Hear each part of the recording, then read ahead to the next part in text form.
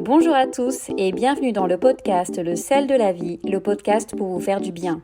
Je vous retrouve chaque jeudi autour d'un thème qui nous encourage à grandir et qui nous interroge sur une vie meilleure. Je suis Aurélie Lascombe, énergéticienne et créatrice de la chaîne YouTube Détente et Sérénité.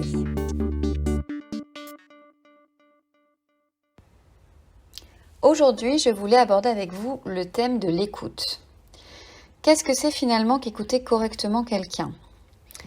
En général, quand on discute avec quelqu'un et que la personne se met à nous raconter quelques événements et qu'elle nous parle par exemple d'une problématique, on écoute et puis on a tendance à tout de suite rebondir quand ça nous fait penser à quelque chose qu'on a vécu aussi.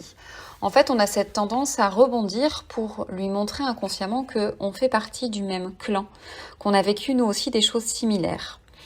Et ce qui se passe, c'est qu'on commence à parfois couper la personne, à rebondir, à lui expliquer ce que nous aussi on a vécu de similaire.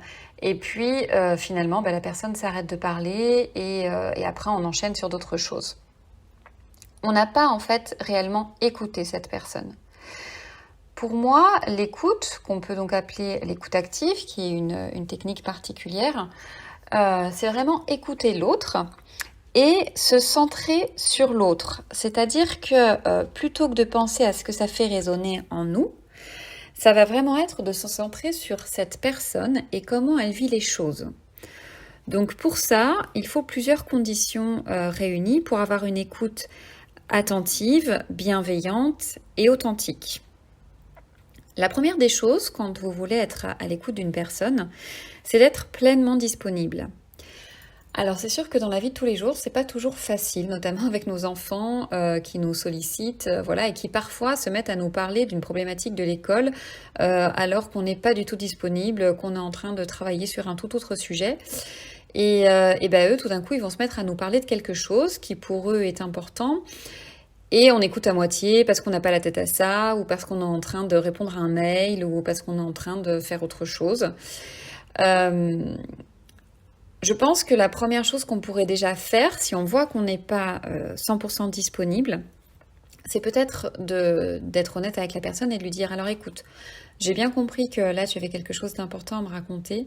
Par contre, je te demande 2 minutes, je termine d'envoyer ce mail, et ensuite je suis à toi et je t'écouterai pleinement. » Ça peut déjà être important de prendre ce temps-là, en fait, et de dire à la personne qu'on a bien compris que son message était important, mais que juste là, c'était pas le bon moment pour nous, mais qu'il y aura un bon moment plus tard.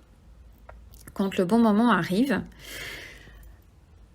ce qu'on pourrait faire aussi qui est intéressant, c'est de regarder aussi la personne quand elle nous parle, le non-verbal. Parce que on peut décoder un petit peu les émotions de la personne dans sa gestuelle, dans le débit de sa voix. Et ça peut nous donner quelques indications sur l'émotionnel de la personne par rapport à ce qu'elle nous raconte. Il est aussi important, quand on dit de se mettre à la place de l'autre, c'est pas, comme je vous l'ai dit tout à l'heure, se dire « Oh là là, oui, moi aussi, j'ai vécu quelque chose de similaire. Je vais lui raconter mon histoire parce que peut-être que la façon dont moi j'ai géré le truc, ça va pouvoir l'aider. » Là, je vous parle de vous mettre à la place de l'autre, mais dans l'état d'esprit de l'autre. C'est-à-dire que ce qui est bon pour nous n'est pas forcément bon pour les autres. Et ce qui nous semble juste et ce qui nous semble important et impératif ne l'est peut-être pas du tout pour l'autre personne en face de nous. Et ça, c'est quelque chose qui est très difficile. Parce que quand on entend comme ça, on se dit « oui, évidemment, on est tous différents ». Mais dans la pratique, c'est toujours très difficile de se dire que la personne en face de nous ne vit pas forcément les choses de la même manière. Et il y a une petite anecdote que je raconte souvent à mes clients. C'est 2 enfants qui sont au bord de l'eau et il y a une vague qui vient les renverser. Alors il va y avoir un enfant qui va éclater de rire et qui va trouver ça trop drôle et qui va du coup aller jouer dans les vagues. Et il y a un autre enfant qui va pleurer. En fait, une même situation peut vraiment générer des émotions complètement différentes et des réactions donc complètement différentes chez les gens. Donc c'est très important pour vous, quand vous écoutez quelqu'un et que vous êtes dans cette démarche de vouloir écouter activement cette personne, de pouvoir vous mettre à la place de cette personne. C'est-à-dire, Est-ce que ça aurait été l'enfant qui aurait éclaté de rire ou est-ce que ça aurait été l'enfant qui a pleuré? Parce que peut-être que vous auriez été l'enfant qui éclate de rire et peut-être que cette personne, c'est l'enfant qui pleure. Donc il faut vraiment vous mettre dans le contexte de ce qu'elle vit et de ce qu'elle ressent. Et quelque chose aussi qui est très intéressant, c'est la reformulation. C'est-à-dire que quand vous accueillez le message de la personne, c'est intéressant déjà de la regarder, d'être pleinement attentif à cette personne, comme je vous le disais, et donc de ne pas continuer à regarder son téléphone portable ou regarder un petit peu aux alentours ce qui se passe. Voilà, tiens, il y a une voiture qui est passée. Oh, tiens, regarde l'oiseau. Voilà. Être vraiment centré sur toute votre attention sur cette personne. Et ensuite, donc de pouvoir reformuler ce qu'elle dit. Donc reformuler ce qu'elle dit et lui demander peut-être parfois aussi des précisions. C'est-à-dire que si vous n'avez pas bien compris ce qu'elle venait de vous dire, peut-être lui poser la question. Ok, ça veut dire quoi ça pour toi?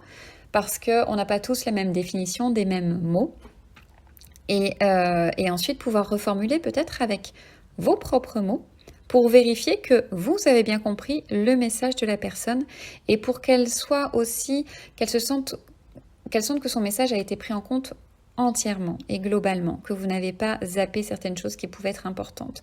Donc pensez à reformuler, à reprendre certains termes qu'elle a utilisés pour être sûr d'avoir bien compris et ensuite utiliser vos mots, pour être sûr que vous, avec vos interprétations et vos filtres, vous avez bien compris.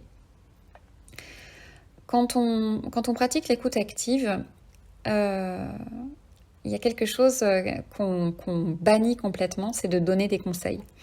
Et en fait, donner des conseils, on le fait tous, mais vraiment tout le monde le fait. Et je reprends le rôle de parent qu'on peut avoir parce qu'en général, on est très pro pour donner des conseils à nos enfants. Ah non, mais moi, franchement, je te conseille pas de faire ça. Hein. Ça, c'est une phrase qu'on peut répéter régulièrement. Ou moi, si j'étais à ta place, je ferais plutôt comme ça. Et en fait, on peut vite comprendre quand on est à la place de la personne qui est écoutée que les conseils, c'est assez gonflant. Et qu'en fait, quand on parle à quelqu'un et qu'on ouvre son cœur, on n'a pas envie d'avoir des conseils. On a juste envie d'avoir de l'écoute. Parce que les conseils que vont nous formuler les gens qui reçoivent notre message, parfois, certes, vont être pertinents et vont nous apporter quelque chose.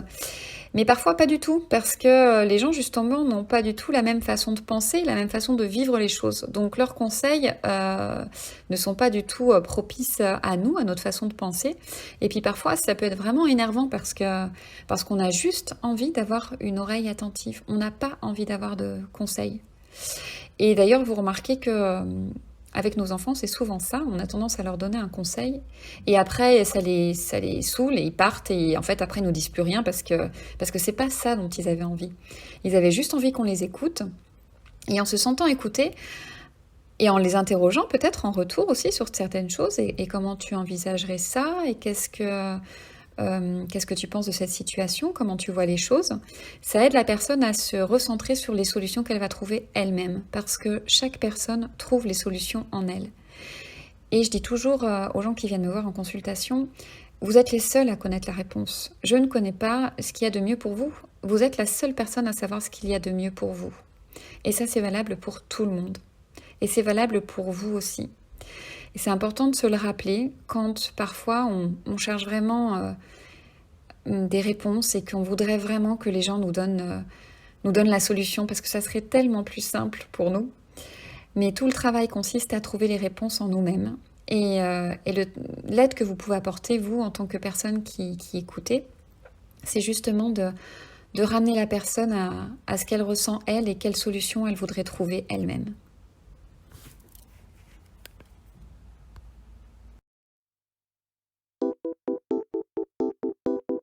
Si vous aimez ce podcast, favorisez sa diffusion en lui donnant 5 étoiles sur Apple Podcast ou sur votre plateforme de podcast préférée. Et surtout, abonnez-vous pour suivre tous les épisodes gratuitement. Merci et à la semaine prochaine.